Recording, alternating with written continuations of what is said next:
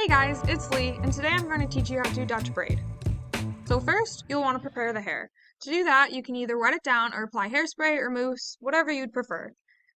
Then you'll divide the hair into sections depending on how many braids you'd like. Finally, you'll start with 3 strands of hair at the crown of your head. And now we begin braiding. So you'll want to start with the 3 strands, take one of the outer ones, you'll tuck it under the middle one, and then you repeat with the other side. You should do this about 3 times.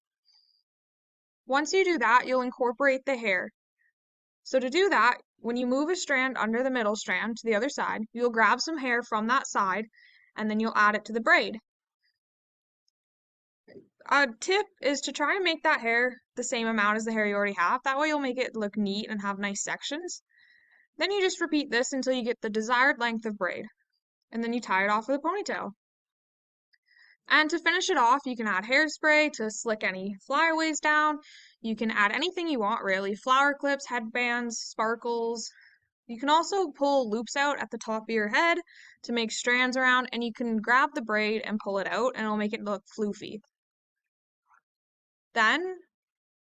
So some of the supplies you'll need are hairbrushes, hairspray, and hair accessories. You don't necessarily need all of these, it's your preference, but you'll need a comb, brush, water, hairspray, mousse, ties, clips, bobby pins, hairband.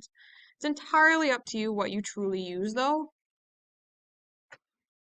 And next, one of the places you can go to find some of these materials would be Cosmoprof in Brandon. It's all over Canada, but this one's the closest one to us. And that's everything. Thanks for watching.